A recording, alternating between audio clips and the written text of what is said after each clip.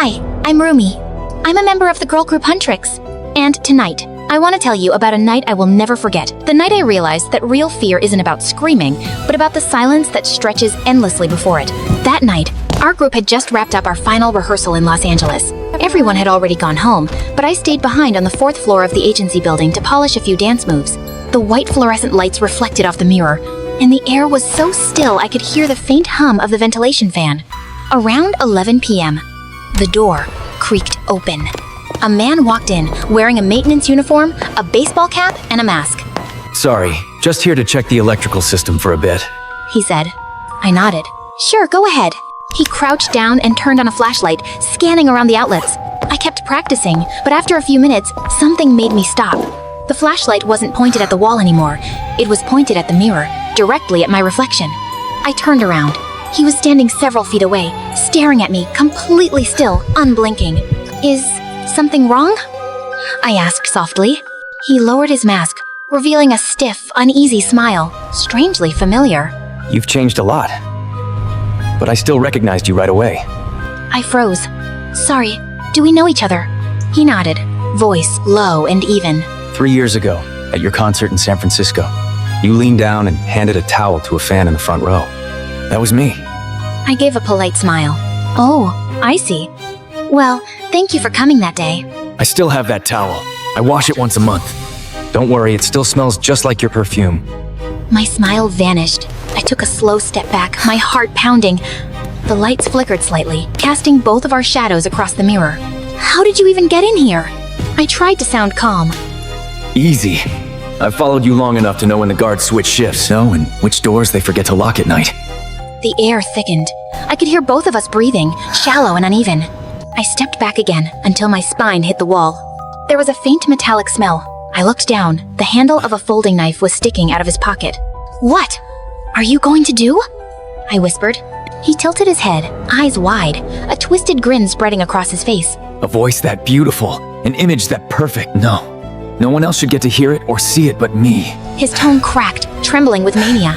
Let's go to heaven together, Nay, just the two of us. Come on, Rumi, I love you. I love you. My breath caught in my throat. He pulled out the knife, the blade glinting under the light. Don't be afraid. I'll make you eternal. No one will ever hear you sing again. Only me. Please stop, I said, barely able to speak. He stepped closer, hand reaching out toward my face. And then, the door burst open. Light from the hallway flooded the room. Bobby, my manager, rushed in with 2 security guards. The man spun around, panic flashing in his eyes. Within seconds, they had him pinned down. The knife clattered to the floor, rolling to my feet. I collapsed, trembling uncontrollably. The police later confirmed he was a known stalker, someone who had disguised himself multiple times to approach female artists. On his phone, they found hundreds of photos of me, at airports, rehearsal rooms, even outside my apartment. It took me nearly 3 months before I could sing again. And now, whenever I stay late at the company, I always glance into the mirror before turning off the lights, just to make sure that the only reflection left is mine. Hello, I'm Rumi. I'm a member of the girl group Huntrix. Tonight, I'm going to tell you about the night I almost died, and the person behind it was someone no one would have ever expected. That night, after the final rehearsal for the Demon Hunters live tour in Los Angeles, I left the stage late. It was raining, the wind was cold, and the parking lot was lit only by a few dim yellow lights. Tyler, the group's personal driver, was waiting in our familiar black SUV. He was the most trustworthy person in the crew, quiet, punctual, and incredibly careful behind the wheel. Get in, Rumi. The roads are slick, he said. I nodded and smiled. The car started moving, rain sweeping across the windshield. I leaned my head against the window, too tired to speak. Suddenly, Tyler frowned. There's a car following us. I turned around. A white sedan with no license plate was speeding toward us, headlights glaring. Step on it, I gasped. The engines roared. The white car closed in, and then crash! A violent hit sent our car spinning across the highway. I heard the sound of metal crunching, glass shattering, then everything went black. When I woke up, I was in a hospital in Los Angeles.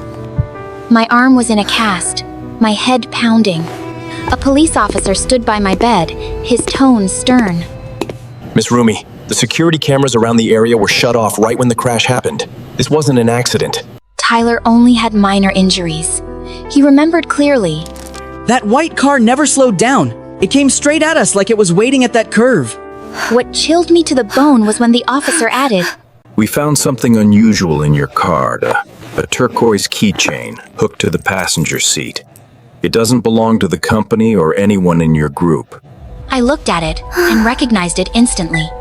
It was Emma's keychain, the petite administrative assistant from our management office in downtown Los Angeles. She always wore her ID card on a strap with a turquoise tassel. A small detail, but unmistakable. I stayed silent. Emma was the kindest person in the office. She made coffee for everyone, bowed politely, and once gave me a handwritten birthday card. There was no way she could be involved. But when the police showed the backup CCTV footage from the building's side gate, it was clear. Emma was seen bending down, opening the car door, placing something inside, then leaving. When questioned, she broke down in tears, her face pale. I didn't mean to. I just did what they told me. They said to plant a tracking device. I didn't know it would cause an accident. The officer asked. Who told you to do it? She was silent for a long time, before trembling and saying, A man from a partner advertising company. He paid me. He said he wanted to stop Rumi from signing a private deal. That man, a low-level PR employee who came to our building every day, always smiling, always bringing coffee for everyone. No one ever noticed him because he was so ordinary. But his bank records showed he had transferred money to Emma a few days before the crash. His goal, to stage a small incident that would delay my contract with a major brand he had hidden interests in. Weeks later, the case was closed. Emma was charged as an accomplice, and the man was arrested for deliberately endangering human life. The news exploded across entertainment media. They called it the music industry's commercial accident of the year. At the press conference after my discharge, a reporter asked, Are you afraid to go back on stage after all this? I smiled and said, No.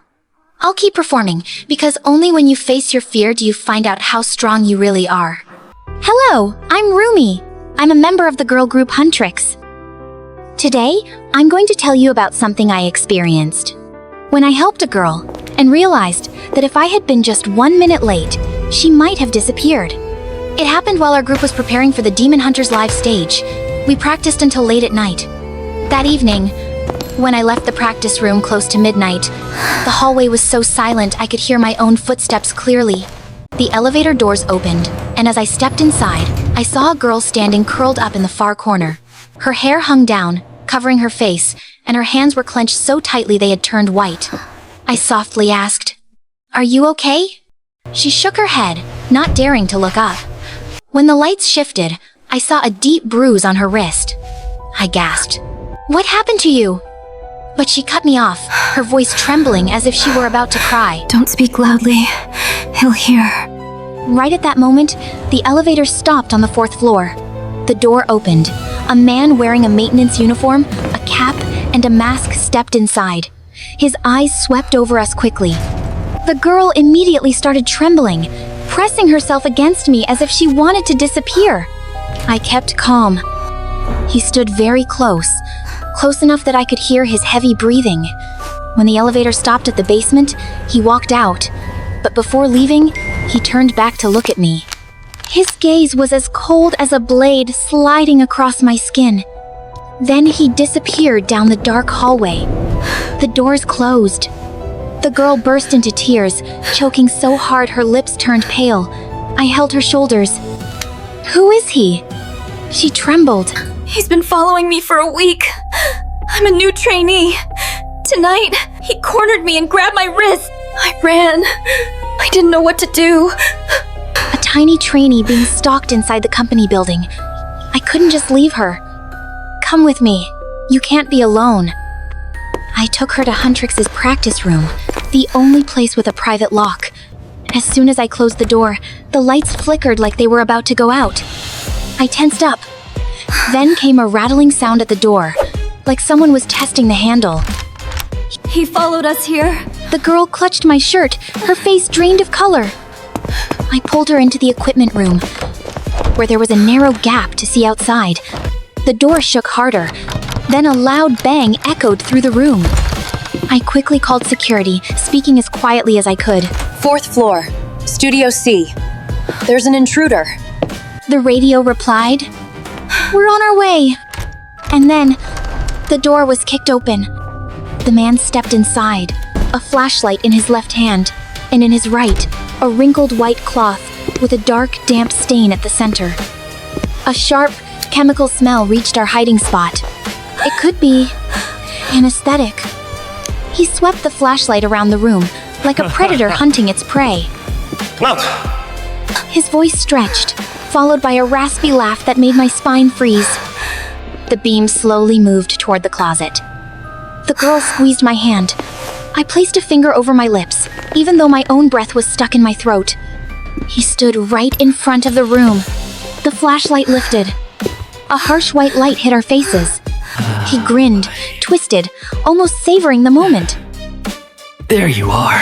Just as he reached out, "Don't move!" The door burst open again. 2 security guards rushed in, their flashlights and batons aimed straight at him. The man spun around, but before he could react, he was slammed to the floor. The cloth dropped at our feet. The girl collapsed, sobbing. My own hands were shaking uncontrollably as the adrenaline drained away. The company conducted an investigation through the night. It turned out he was a temporary contractor who had already been fired, but he kept sneaking in using an old access code. In his room, the police found a bulletin board covered with training schedules and photos of several trainees. The girl was simply the one he had stalked the longest. If I hadn't stepped into that elevator that night, if I hadn't heard that stifled sob, things might have ended in a way no one dares to imagine. Stop right there! Don't take another step! The words burst out of my mouth so sharply that Mira and Zoe both jerked and spun around. At that exact moment, I saw a boy around 6 years old standing right at the edge of the water park pool, where the tiles were slick with water spilling over them, shiny like they had been oiled. Wind from the wave machine blew hard, water slapping against his legs again and again. He looked around in panic, eyes red from crying. We only had 30 seconds left before the intro music would play. Fans had already packed the wave pool area, sunlight reflecting on the water like real stage effects. Everything was ready for the biggest summer performance of Huntrix, but no one below noticed anything. Everyone was counting down, shouting our names, waiting for us to step out. I tossed my mic back to Mira and bolted out of formation, running straight toward the pool edge. Zoe shouted behind me. Rumi! The music is about to start! You're the opening formation! I didn't answer. I just ran faster. The boy stepped back because the crowd behind him pushed slightly, and behind him was only deep water. I slid on the wet tiles and managed to grab his wrist at the exact moment he slipped. The boy burst into loud sobs. Where's my mom? I'm scared. I hugged him close, calming him even though my heart was pounding like it wanted to tear my chest open. It's okay. I've got you. No one's letting you fall. Mira and Zoe ran over, blocking the sides to stop fans from crowding in. Security rushed in too, their faces pale. That area is really deep. If he fell in, it would be extremely dangerous. I asked gently. Do you remember what your mom was wearing? The boy nodded while crying. Mom, yellow shirt, long hair. I took a deep breath, stood up, raised my arm high, and shouted louder than the fans. The mother in the yellow shirt of this little boy. Where are you? The noise started to die down. People in the area looked around. Then from the right side, a woman in a yellow shirt collapsed to her knees, covering her mouth and crying. My baby! She rushed forward, pushing through the crowd as if there was only one goal in her entire life. When she finally held her son, the two of them broke down, crying so hard that no one could look at them without feeling their heart tighten. Thank you, oh my god! She couldn't form proper words, only clung to her child. I let out a long breath, my whole body soaked with pool water and sweat. Zoe placed a hand on my shoulder, laughing breathlessly. Rumi, if you were half a second slower, we would have been live streaming a disaster. Mira gasped. I saw you jump off the stage and thought you slipped, not that you were saving someone. I laughed even though my legs were still shaking. Not slipping is already lucky. But the chaos of the show wasn't over. From the walkie-talkie, the director yelled like he was about to smash his head against a wall. Huntrix! The intro music is over. Get on stage now. Skip straight to part 2. Don't just stand there. The three of us looked at each other, hair wet, outfit soaked, mascara slightly smudged from the pool water, panting from running. I took a deep breath. Let's go! We already turned this crazy water park into a battlefield anyway, so let's perform like we meant it! Zoe burst out laughing. Mira shook her head and pulled me along. The three of us sprinted back to the stage, sliding across the wet floor like figure skaters. The crowd exploded when they saw us return. Fans screamed louder than ever. I grabbed the mic, spun once, and joined the beat right where the music was still rolling. The stage erupted. Water sprayed up like fireworks. The entire wave pool jumped to the rhythm. And in that moment, I understood. It wasn't a perfect jump or a flawless intro that made a moment special. But the second you decide to save a life without hesitation... Hello, I'm Rumi. Today, we were invited to the grand opening of a brand new adventure park, the one with the longest roller coaster in the world. The organizers excitedly suggested, Huntrix, you three are today's special guests. How about taking the very first ride? Zoe, Mira, and I looked at each other. All three of us swallowed hard. Fans were screaming like crazy, cameras pointed straight at us. Refusing would look bad, agreeing felt like certain death. Finally, Zoe sighed. Fine, let's do it. We're demon hunters after all. I smiled, but inside I just wanted to run away. We were taken to the very front row. The afternoon wind hit my face, and I could hear screaming from the rides nearby. The announcement speaker sounded. Attention, please! For your safety, please remove hats, sunglasses, shoes, bags, and phones and place them in the lockers. Do not bring them onto the ride. Thank you! Sitting next to me was a girl around 18, her hands trembling inside her hoodie pocket as if she were hiding something. Before I could even ask, the coaster shot forward. The wind ripped past my ears. The speed was so intense I could barely breathe. A minute later, we reached the highest point, and right then, I heard a small cracking sound. No! I saw the fangirl beside me panic as her phone slipped out of her hand, but it was too late. The phone dropped straight down, and a second later, a sharp metallic sound echoed from the wheels behind us. The coaster shook. Hard. Mira screamed. What is that? Red warning lights along the track lit up one after another. Through the roaring wind, I heard the urgent announcement. Wheel obstruction detected. Emergency stop activated. Then, clunk. The coaster came to a complete stop, at a height where just looking down made your stomach drop out of your body. The fangirl turned pale. I'm sorry. I just wanted to record Huntrix. I grabbed her hand, even though mine was just as cold. It's okay. Stay calm. Rescue is coming. Behind us, Mira and Zoe both looked drained and pale. Time passed painfully slowly. The wind was so strong it whipped my hair across my face. The fangirl was sobbing, clinging to the safety bar. 1 minute, 5 minutes, 20 minutes. The rescue team climbed up the maintenance ladder from the ground. The entire area was blocked off. All right. We're starting to bring everyone down now. Finally, I heard the sentence everyone had been waiting for. They slowly unlocked the safety restraints, secured harnesses around each person, and guided us along the side rail walkway. When we landed on the ground, she broke into tears but still held onto my hand. Rumi, I'm so sorry if this caused trouble for you. Hey, you didn't hurt me. We all made it out safely. That's what matters. Zoe collapsed onto the ground with a long sigh. We are never accepting another roller coaster invitation again. I laughed weakly. Yeah, demon hunters can fight demons, but roller coasters? No thanks! Mira, however, cheerfully shouted. That was exhilarating. Let's go play something else. No, never again! Oh my god, I can't breathe. Rumi! Zoe just collapsed underwater! Come now! I was changing outfits inside when Mira burst into the room, her face pale, gasping for breath. Her eyes were wide as if she had just witnessed something terrible. Oh my goodness! That sentence split the air in the room in half. I grabbed a towel and ran after Mira toward the pool area. The filming that day took place at a seaside resort. Huntrix had been invited as special guests for the episode Water Festival Challenge. Everything was arranged safely. Lifeguards, underwater cameras, medical staff on standby. No one thought anything would go wrong. Before filming, we were instructed to warm up and try underwater movements for 2 minutes as directed by the director, including stepping into the pool and dipping ourselves in to adjust to the temperature. Mira and I went in first. Zoe went in after because she needed to adjust her waterproof earpiece, a mandatory prop for underwater shooting. Then it happened in just 4 seconds. The technician later said that Zoe had just stepped onto the second pool ladder step when she suddenly froze, her hand clutching her stomach. 1 second later, Zoe tilted and fell sideways. It wasn't slipping. It wasn't misstepping. It was collapsing because she could no longer stand. When Mira and I ran over, the lifeguards had already jumped in and brought Zoe to the surface. She lay motionless, lips purple, body cold. Seeing Zoe like that made my knees nearly give out. Zoe! Zoe! Mira cried while calling her name. The medical staff performed CPR, chest compressions, checked her reflexes.